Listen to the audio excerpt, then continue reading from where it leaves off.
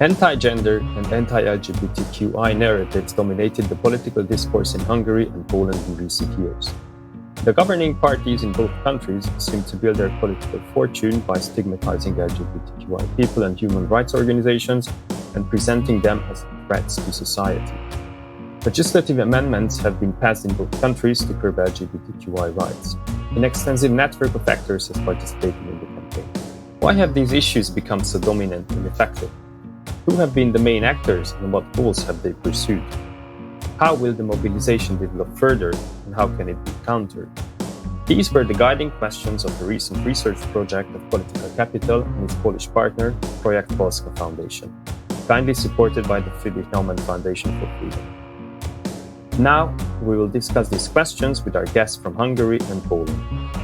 With us today are Milos Hodun, the director of Projekt Polska Foundation, Eszter Kovács, a political scientist who has recently defended her doctoral thesis on the anti-gender politics in Hungary and Germany, and Dávid Vig, the director of Amnesty International Hungary.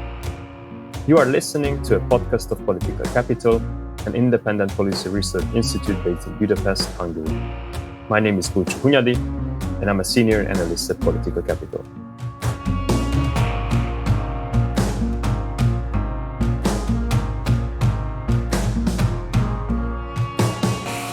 Listening to the podcast of Political Capital Institute.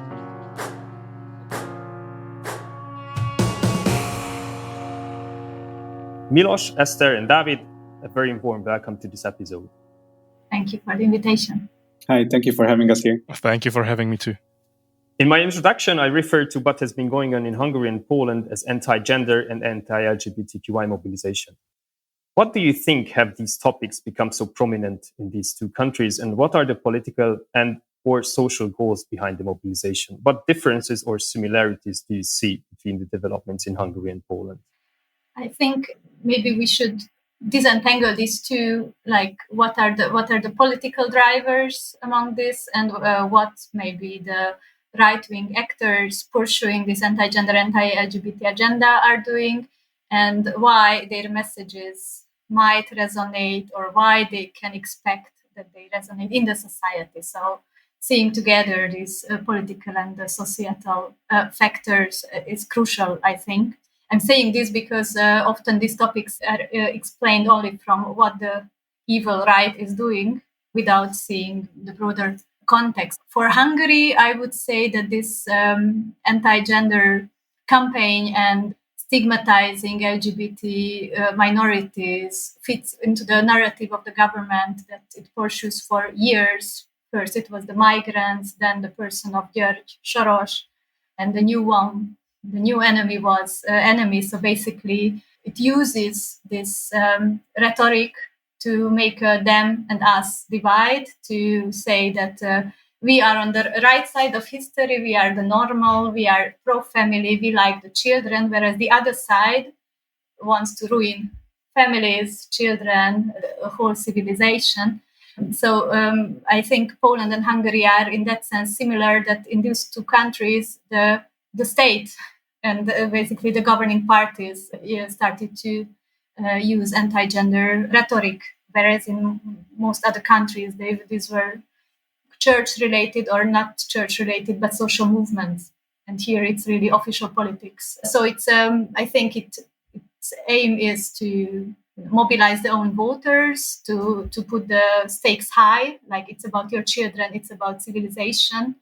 Then it's about building identities, like we are the right ones, the normal ones, the pro-family one, and also making a difficult situation for the oppositions, because these questions cannot be answered so easily. These are very complicated things. You cannot just take up the other side. Like, they choose questions which are a consensus in the society. In the Hungarian case, it was for instance, pedophilia.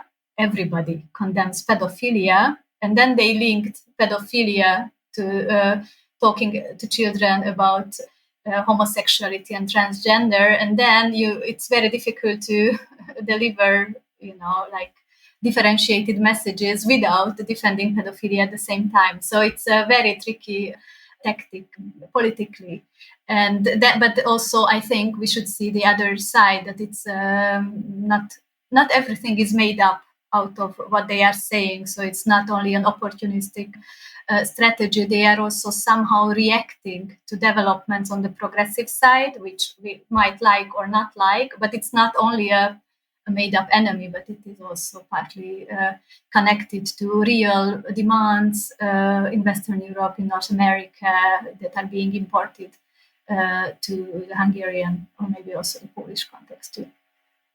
Yeah, I think that in the Polish context, not so much had to be imported, and maybe I'll start here with the difference, because it has always been here, and the discussion about gender in the Polish political context has always the gender. Women's rights, it was always like the boogeyman. It was always, it was always the rabbit that we are chasing but not catching. So it all started with the abortion law from 1993, when we had the so-called compromise between the government and the church that gave us one of the strictest abortion laws in the country. But then still the topic of abortion, the topic of gender, has been used always when the government was in troubles. So always when there was something bad happening, some economical disaster, some scandal, they were always taking this topic back again. And they were always discussing the topic of abortion whenever they wanted to hide, to cover any other topic. And then when abortion, I think, was not enough, or when the topic was solved by the terrible ruling of the Polish Constitutional Court, they also used the topic of LGBT people. So when you ask me, like, why these topics, I think because in Poland, because they are simple, because there has always been this undertones. There has always been a huge societal debate about gender and LGBTQ, even when they were not called like that. But they were always topics that were bringing so many emotions to the public debate that many political parties were using them to spark fear and to mobilize against one another. So these topics were kind of natural for both sides of the political spectrum. And then I think it's very important what Esther said about the state, because this is something very specific, very special about our two countries. Like when we talk with our colleagues, at least when I talk to my colleagues from other European states, and we talk about illiberal regimes, about populism, our friends from Western Europe, they're talking about these parties, which are 5% parties, which are 10% parties. And here in Poland and in Hungary, we are talking about the states. We're talking about parties that have majorities in the parliament. And it's very easy for them actually to use any topic, but also it's very important for them to use the topics that will help them remain in power.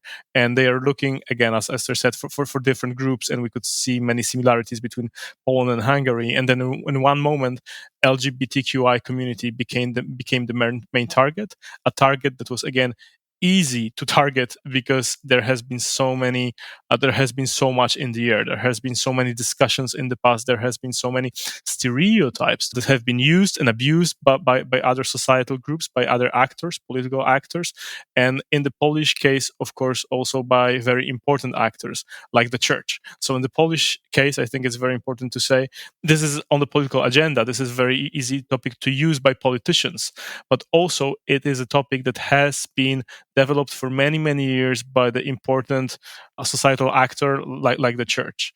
The church, even before politicians were vocal about these topics, was using the propaganda against LGBTQI people, against women's rights, against the so-called gender ideology for their own purpose. And the church has been pushing on political parties on the right-hand side of the spectrum to use this topic in their programs, in their manifestos. And we can see the consequences of it right now.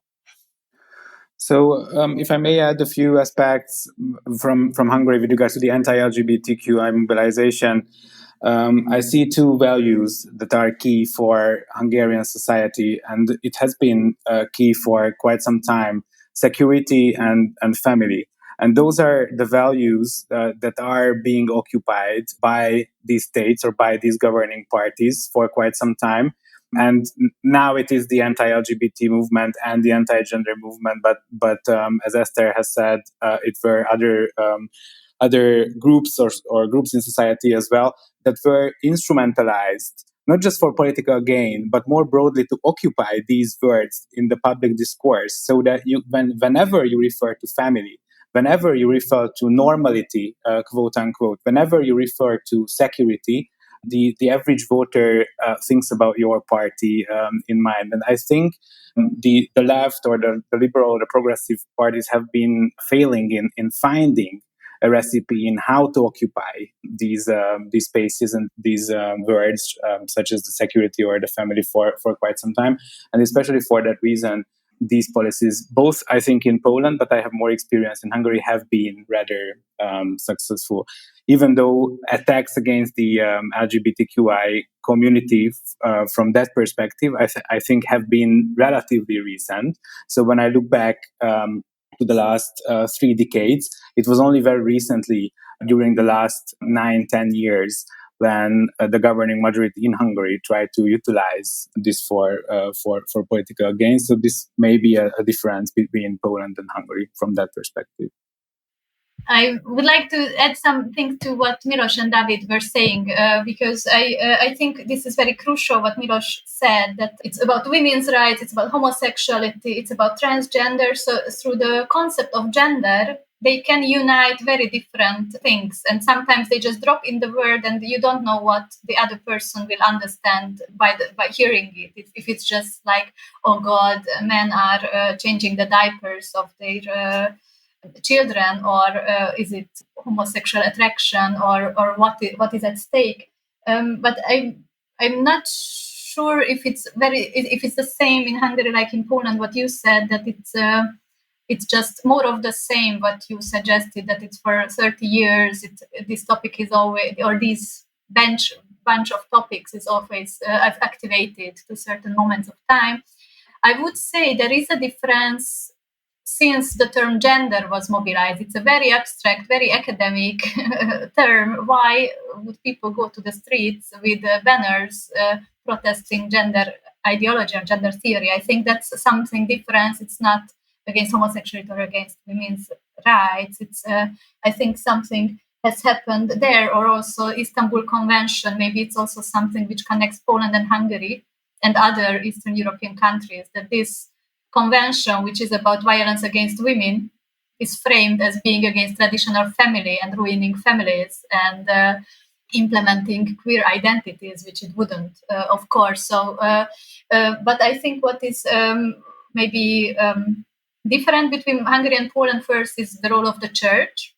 So in Hungary, it's definitely under Fidesz. So it's not an active actor in itself. It's not influencing the party or the state, but it's the other way around, this dependency relationship. And maybe a second one is that abortion is not an issue in Hungary, or maybe not yet, but I think the new constitution, which was adopted, or it's already in place it's been already in place for 10 years, contains this sentence that the life starts at the conception and it should be protected from then on. Still, the very liberal abortion law has remained in place since then. So I believe that they know exactly the same polls what we know, that the Hungarian society supports the current regulation, including the Fidesz voters. So maybe they wouldn't dare to touch that one, whereas in Poland, this is the worst regulation, or strictest regulation all over Europe. I just to adding to what David said about security and family, and I think this is it shows very well the longer term strategy of the Hungarian government with the anti-gender discourse, which is not just winning elections but building cultural hegemony. So when you hear the word family, you should think about that type of family, what they think is the right type of family. It fits very well into this idea of building up a new common sense and occupying words, occupying our imagination, and thinking that this is the only way how things can be.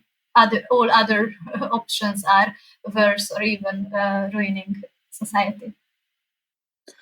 And it builds very much on the fears of an everyday Hungarian, on the demographic crisis that we are in, that the Hungarians living in the number of Hungarians living in the country is shrinking, that the EU, as they argue, is imposing rules on the lives of Hungarians that is very far from their initial culture, and so on and so forth, as the argumentation goes. And especially the terms gender or queer or LGBTQ are the ones that are suggesting this Western notion about sexual orientation and gender identity. And it is exactly because an everyday Hungarian who is not an academic would not understand what these terms actually mean.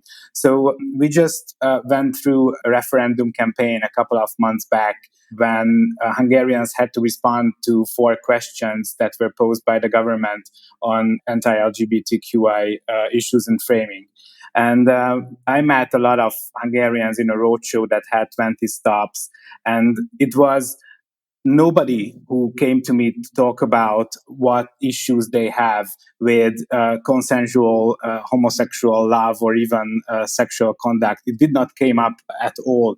But many Hungarians were referring to a so-called LGBTQ lobby or gender lobby or LGBTQ groups. And when I asked them what this actually means, they didn't talk about sexual orientation or gender identity at all. They just mixed it up with something that is coming from the West, that is leftist or progressive or liberal. So basically, this is a way to say the right or the government is possessing these terms, security and family, and everything else that we don't know, that we fear about, LGBT gender, is something that is attached to the progressive or liberal side. Yeah, maybe just, I think it's, again, very, very important, but also for a bit of self-reflection, like the language we are speaking on the progressive side, if I may say that we are all there, is often very elitist, and it needs a lot of resources to understand the newest terms. And it's not coming from the societies where we live in. It's because we read English, and very often even our activism or our political goals are inspired by indeed Western activism, and the West, and maybe the donors even have their ideas what one should do or how progress should look like. But also, what issues, which language we use is sometimes very disconnected from what people experience. And also all this idea about, I remember in the Hungarian campaign when the Ukraine war broke out, and the opposition was using this "we are for the West and not for the East" framework, which is just not resonating in Hungarian society well. It's a very elitist idea of how people feel and relate to the world, what is in their lives. And if LGBT equality or women's rights are framed as a Western or European value, it might not help the cause, because people have a very confused and often even negative experiences with all these narratives which say that you are second-class Europeans, you should catch up in civilization or cultural terms with the developed West, which is ahead of us because they are already more progressive and more open-minded, and you should be as open-minded as the West. So I think there is this sentiment which I believe that Ivan Krastev and Stefan Holmes described very well in their book about The Light That Failed, that this idea of having to catch up with the West is a strong socio-psychological resource what the right wing is using in Poland and Hungary. And I think gender could be put, and LGBT could be put into this, even if we know that there is a decades-long gay and lesbian activism, and it didn't come just 3 years ago because of George Soros, so we know that. But it could be built on these sentiments of, hey, nobody should tell us how to be progressive or on the right side of history.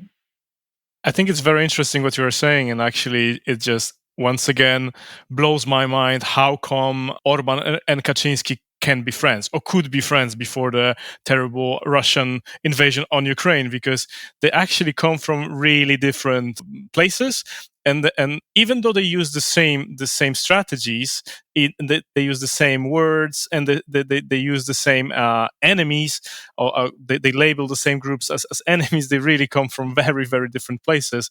And also it's for me very characteristic how different are Polish and Hungarian political arenas. And I'm still convinced that Polish one is much more ideology driven, and ideologies and religion play much bigger role than in Hungary, that looks much more pragmatic to me. And when David was talking about demography being a concern of Hungarian society, I just found it, so I just couldn't relate it to that at all, because this topic, for example, in Poland does not exist. This is actually all this hate we have against LGBTQI people, or women, or gender ideology, how they call it.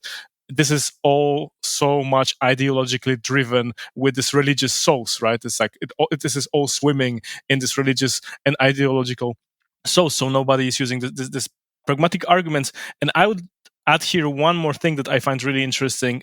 Actually, many leaders of the Law and Justice Party of Peace, they are not very religious themselves. I mean, they do not have a record of being religious. They are using these religious arguments for their political gain. So if they go to the church, or if they build an alliance with the church, does not really mean that they are deeply religious. It means that they use it as as an advantage for them. They are fishing their voters where the voters are, and I think what they are very smart at is at reading numbers. It's actually at doing research and reading numbers, is at running politics based on research. So something they learned, I believe, from their friends, colleagues in the US, and something that the opposition is not really good at.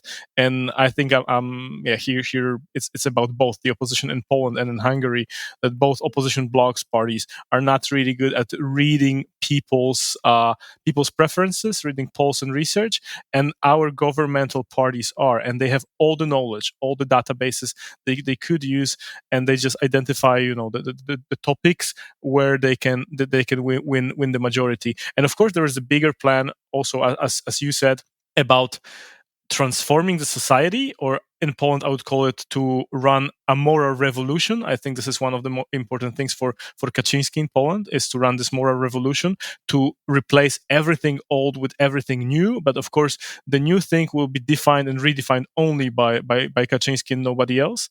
But first of all, they are looking at numbers to win next elections, because they know that next elections are the most important, and without it they will not move to this revolution forward. And right now, they read, they can see that based on the research, based on the data, they can win the majority using these cards, playing these cards. Thank you, Miloš, for bringing this up. I was about to ask the question about the ideologically driven developments in Poland, because I also had the impression, I think many of us in Hungary had this impression, that what's happening, or what's been happening in Hungary, is mainly very pragmatic or like cynical, whereas what we have seen in Poland is much more driven by like religious ideology, probably. And now you are saying that the seeming ideologic nature of the mobilization in Poland is also probably is built on like pragmatism and cynicism. On the other hand, and I'm asking all of you, of course, you've described how these issues were instrumentalized by political actors, especially by the governing parties in both countries, for political reasons. On the other hand, you're also saying that there is also a kind of ideological aim behind all this mobilization, namely the new revolution or counter-revolution from the right in terms of conservative or reinventing conservatism, or how you would call it. So is it a purely pragmatic thing what we have seen, or what we can see, or is it driven by ideology with the aim to reinvent conservatism? I mean, if I may answer first, so if we are talking about conservatism, Law and Justice in Poland, it's not a conservative party, right? I mean, a conservative party is a party that cares about institutions. It's a party that cares about, the past, but also it's using all the good examples from the past, wants to conserve it, wants to make it work in the present time. This is not what the Law and Justice is about. We are using, I think, this term conservatism or being ultra conservative, but this is just a shortcut. We're just using this term to describe something that we see, and it's very easy to place them on the right side of the political spectrum, but this is not so easy. So I think that the big dream that they have, this big agenda, has nothing to do with being conservative. It has a lot to do with some people's dreams about replacing mostly the elites, because I think at the end of the day, what in Poland, Law and Justice is showing that the only thing they have to offer is to replace the elites. They don't offer any new ideology. They don't offer any new agenda.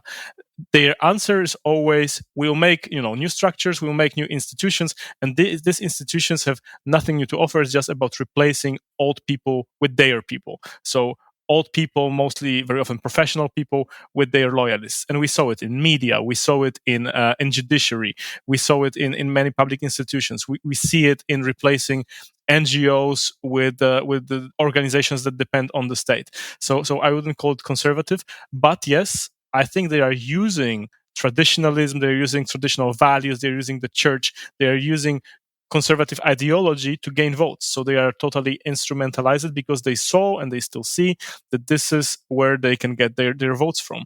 And it was very clear in 2015 when I think they copied something that Donald Trump did in the US. Basically, for them, the way to win elections and then to win the elections again was to look for people who did not feel represented well by all other governments in the last 25, 30 years. They were looking for people who did not go voting, who did not feel represented well by the elites, and they told them, listen, now we will represent you. Listen, your views are okay. And they measured these views very well. They researched these views very well. They saw that many of these people are actually representing this rather conservative worldview, that they live in certain areas. They just were saying, and they just are saying what their electorate wanted to hear, and this is very successful. Yeah, so there are a few things I can relate to from the Hungarian perspective. I would also say that this is not a conservative government. This is a group of people maintaining power with conservative arguments, but only a selection of those conservative arguments. So when it would be conservative governance, then it would be coherent. As Esther just mentioned, abortion is not something that is currently in the discussions. We sometimes hear about proposals, about plans, about ideas, but luckily or fortunately, this has not reached a policy development side, exactly for the reason that Milos mentioned. They are, when it comes to restrictions to the right to abortion, it is not popular in Hungary. So my point here is that I would not label it as conservative government because it's not coherent. It pick and chooses the parts of a conservative policy or a potentially conservative policy that they like, that they feel are useful from an opportunistic perspective to remain in power. And the latest referendum in Hungary is, I think, a good proof for that, because in constituencies that have traditionally been rather stronghold for the conservative electorate, they voted overwhelmingly against the government's referendum in better off areas in and around Budapest, to the surprise of many. So I think some of these seemingly ideological aims that are out there is rather there to mobilize not the entire conservative electorate, but some parts of it. So when it comes to the claims that are made around these anti-gender and anti-LGBTQ proposals that came up in Hungary in the past couple of years, the government is not taking any effort to explain what those policy areas or policy questions actually mean to the electorate. They are blaming some groups of society and generating some fear, but not with the intention to win any sort of a policy debate. And I'm not saying that the bills or the legal changes that are passed are not harmful to the human rights of women, and or the LGBTQI population in Hungary. But my point here is that exactly they are there to divert attention from high-level corruption cases or other issues that would otherwise be in the public domain. I'm not saying this is the case all the time, but whenever there is a critical public procurement or whenever there is a critical change to laws that relate to the distribution of funding or major social policy, at the same time, we also see a new proposal that may or may not affect the everyday life of LGBTQI people or women in the society. And again, my point is that it's not the only ultimate aim to divert attention. These pieces of legislation and also the narrative campaign and smear campaigns around it are very harmful to members of these communities. I think that the two actually go hand in hand. So this ultimate aim to build up a new elite and support the finance related changes in this new structure and system, and I think is also there. Maybe just 2 sentences very briefly, because I agree with the guys on their assessment about conservatism and why it's not conservative and all the other things. Just 2 points. One on this diverting attention, yes or no. And I think they are doing it, of course, or maybe it's not of course, but they are doing it sometimes. But why are they doing it? Because indeed it works.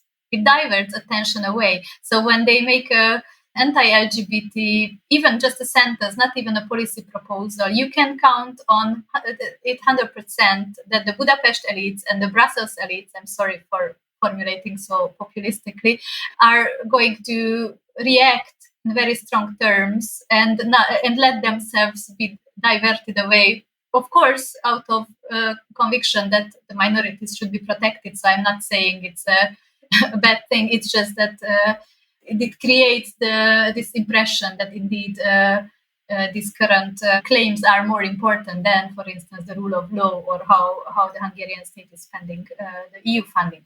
And the second point, what I wanted to make here is back to Bulcsú's original question about how ideological they are, or how much they are just opportunistic, cynical, pragmatic, or to what extent ideological. I think there is one point which should be raised, and not only the fact that they want to build a new common sense or occupy these words and so on, but also that in a way, and it might be a bit controversial, they react to real developments on the progressive side. So again, we shouldn't pretend that they are just making out their agenda out of nothing.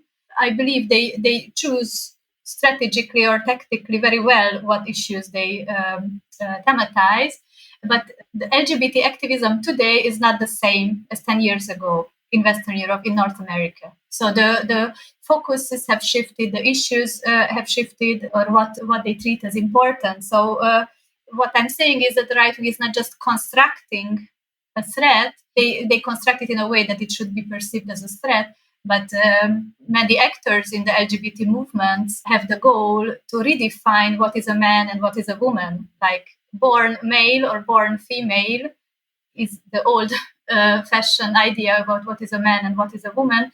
And now everybody who identifies as a man or who identifies as a woman, independently of the body, should be called a man and a woman. So I believe this goes beyond the protection of life chances and protection from violence and from discrimination of trans people. It has a very, I'm not sure if everybody sees it in the sphere or everybody sees it, but maybe don't want to say that it's that they really follow these radical goals. But these are very radical claims, like I would say ontological. And I don't think that Fidesz cares very deeply about the theoretical debates about womanhood, manhood, or gender. But this is, the developments, what they are politicizing from the West, among quotes.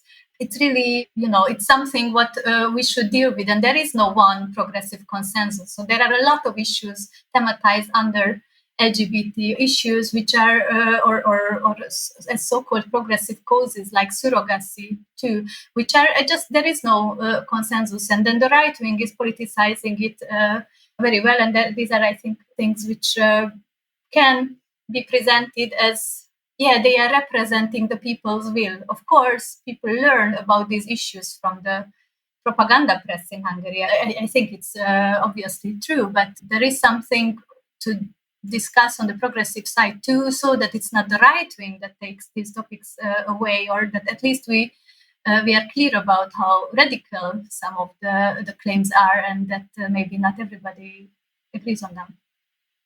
So I mean, I don't think that that we should spend the time now on discussing exactly the point that was brought up by Esther, and I think we should have a conversation separately whether every person should have the right to the legal recognition of their gender and name, which I think is a human right. But what I think is very important here is that these governing majorities, and truly the one in Hungary, has zero intention to contribute to this debate, but it has every intention to utilize that debate within the progressive side against the progressive side itself.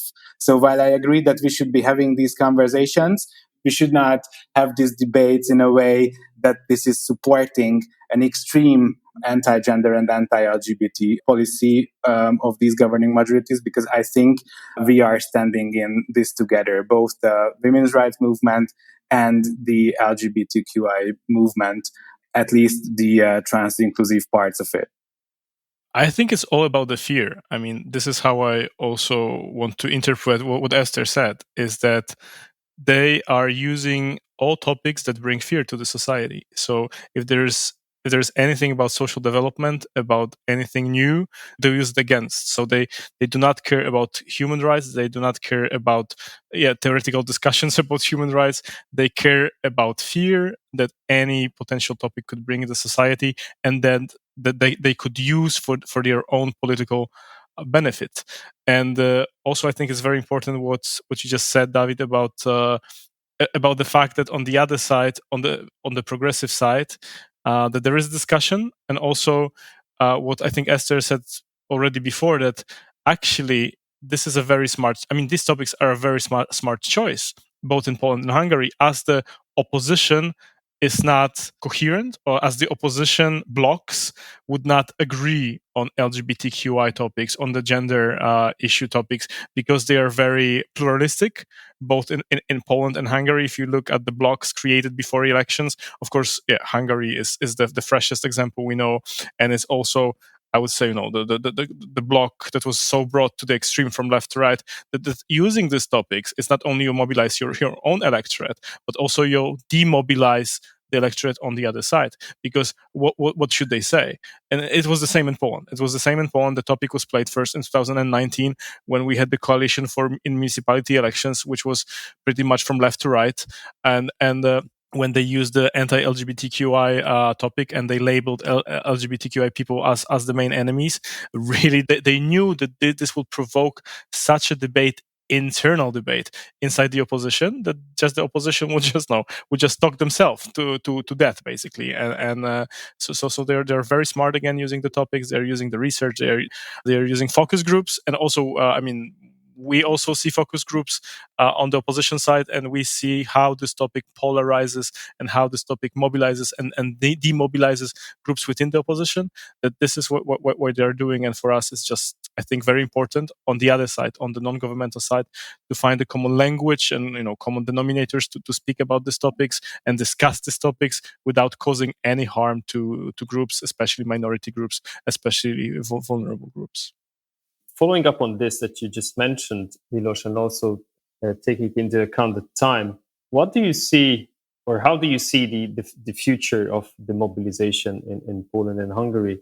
And what do you think can be done against this mobilization? In Hungary, we have seen this referendum campaign that David has referred to already, which was an invalid referendum. So it was basically a successful mobilization, counter mobilization against the referendum. So that was a kind of good practice and a successful counter mobilization strategy. And also, we have seen in Poland that when Russia invaded Ukraine, President Duda vetoed a law which would have put more pressure on schools in Poland, and which was feared to curb LGBTQI rights in Poland further. So we have seen that that this law was vetoed by President Duda. So you may say that his mobilization has stopped in Poland, and at least there is a kind of pause in Poland. So what do you think can happen or will happen in the next 1-2 years in these two countries, how this mobilization will further develop and what can be done against it?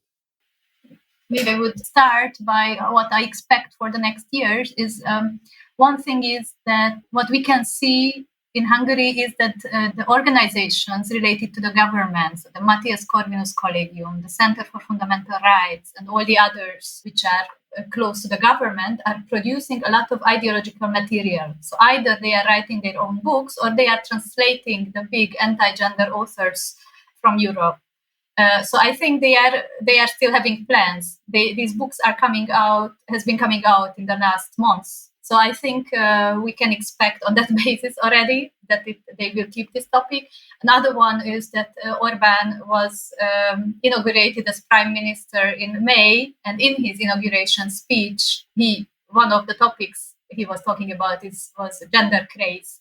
So like as one of the self-suicidal strategies of the West or something like this, how he formulated it. So I think Orbán's such speeches are also very indicative about the rhetorics and the plans of the government. So I might not be as prominent as it was now in the last months, but maybe they can take it every time when they use it. But I would contradict you, Ulcho, on the thing that the referendum was unsuccessful because it was invalid in the sense that there were no 50% of valid votes.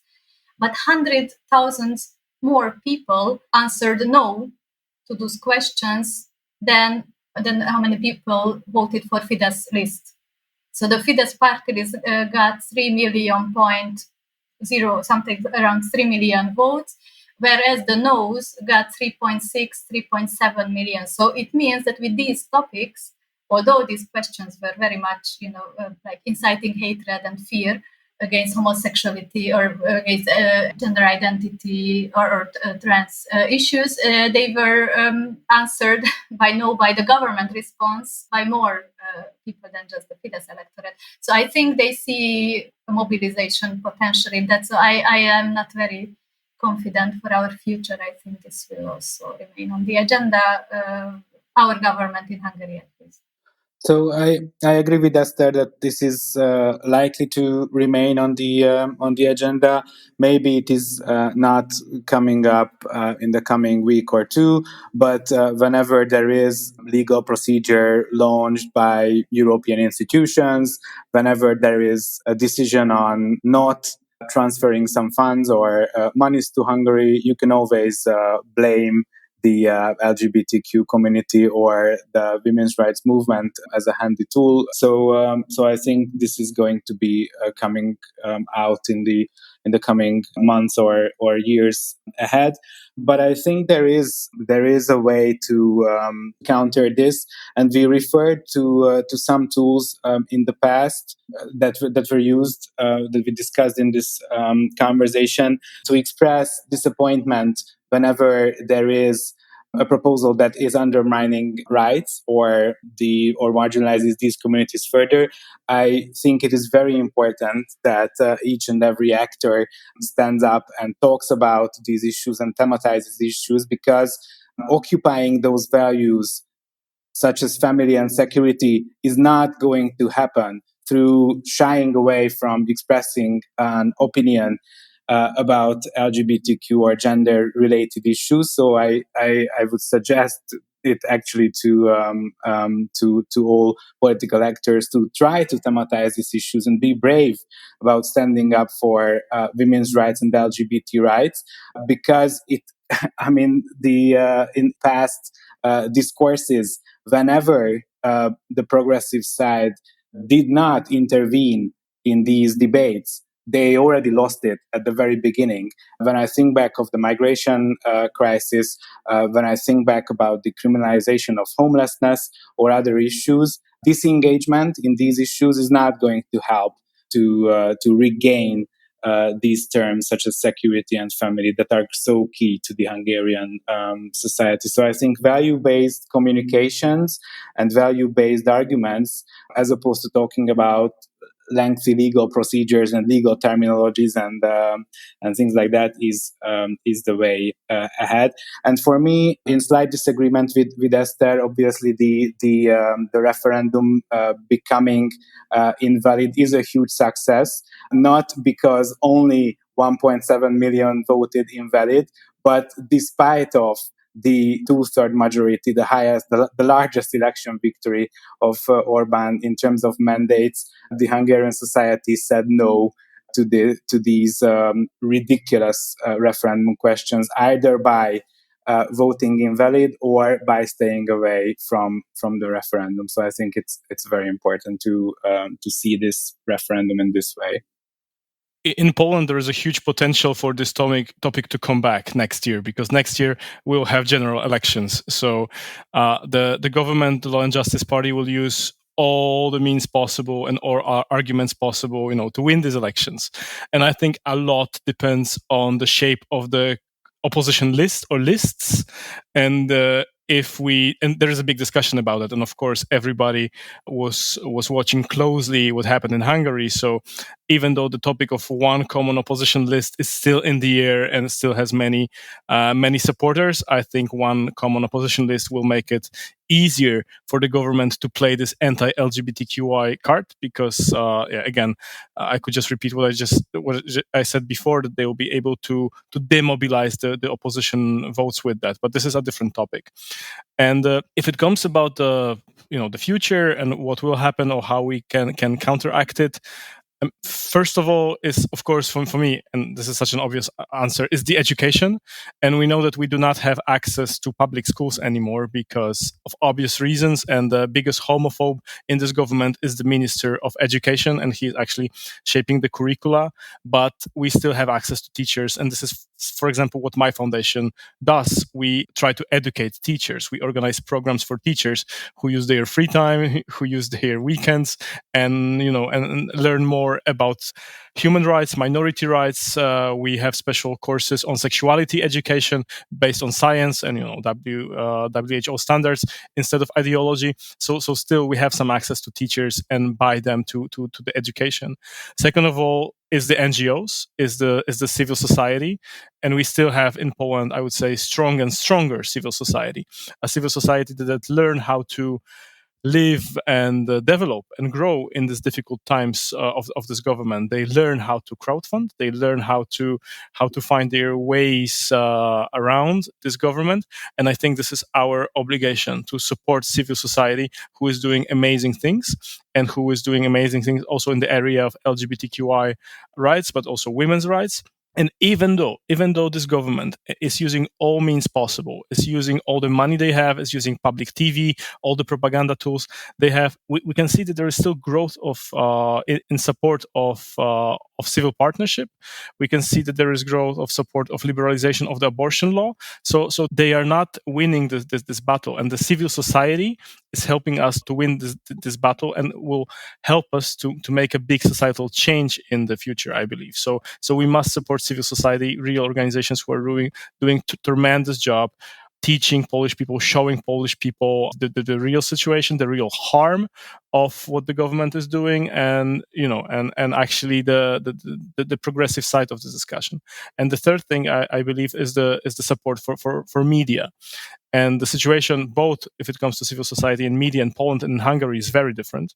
And also if it comes to media, we have, of course, media that are owned by the government or are leaning towards the government, but we still have media that are in private hands, Polish or foreign capital, and they're our allies in showing in this debate about gender rights or minority rights or LGBTQI rights. And this is, I think, our obligation as active citizens to support civic media, to support all these media outlets that were created after 2015 and who are really picking the important battle of showing to the Polish society the arguments and the consequences of everything that the government is doing. So I'm slightly optimistic. I mean, I'm terrified by the campaign we'll have next year, because I think it will be the dirtiest campaign Poland has seen ever, because these people who are in government now will be fighting for their lives, like really. They'll be fighting for the money, for their influences, but I think some of them will be fighting not to get to prison if the opposition wins, because they know that they've broken the law. And so this is something that terrifies me. But also, I see that the mobilization is big, and the support for progressive side for the opposition is high, and I believe it's growing. So next year it will be a very important battle. And if the opposition wins the elections next year, first of all, there will be many laws to reverse, but also many progressive laws to implement, because big chunk of the society is waiting for these new laws for 7 years already, and next year will be decisive. Thank you so much, Miloš, Esther, and David, for sharing your insights and thoughts with us. You haven't really showed us a very rosy future, but at least you described some very important points, what to do and how we can counter the anti-gender, anti-LGBTQI mobilization in Hungary and Poland. Unfortunately, our time is over. There are still a lot of questions to be discussed, hopefully in the next episode. Thank you so much for being with us. Thank you. Thank you so much. Thank you.